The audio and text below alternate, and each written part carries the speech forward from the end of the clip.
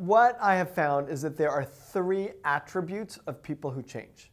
And these three attributes are predictably there in people who change, and one of them is predictably missing if they're not changing.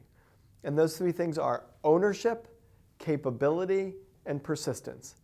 If you own the direction you're moving, and you have the capability to move there, and you persist in it over time, you will get there. This is true for any kind of performance, and it's particularly true for change. If you're not changing or you're not performing, you either don't own it, you aren't capable of it, or you're not persisting over time.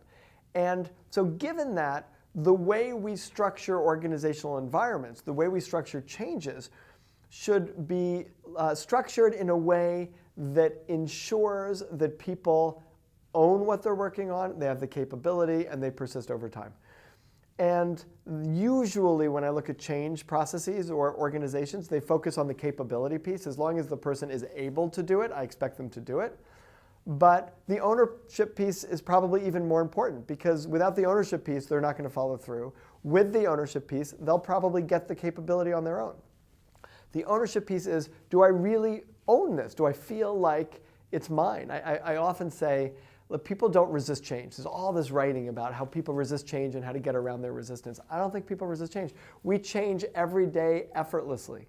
What we resist is being changed. If you want to change me, I'll resist it. But if I decide to change, I won't resist it. That's where the ownership comes in. If people really own it, then they'll make whatever they need to make happen in order to get it done. And what is it that leads to ownership? Right? When they've felt like they're part of the process and their ideas are being used.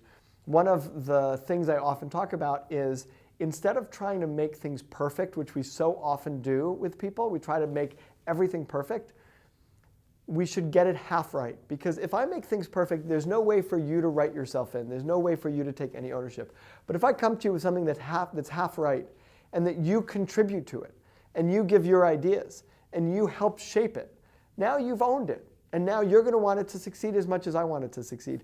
So some of the things we do that we think make us better leaders, like get everything really perfect and all our ducks in a row, and don't ask for help because that's weakness. The reality is, what people most want from you is to ask for help. And if you ask for help and they can give you the help, then they own the project, they own the work, they own their performance in a way that they never would otherwise. And persistence, I mean, it's why we spend a lot of time coaching, because you need to keep at it over and over and over and over again. It's not just a one-time thing. It's about supporting performance over time, and that's how you end up getting the results.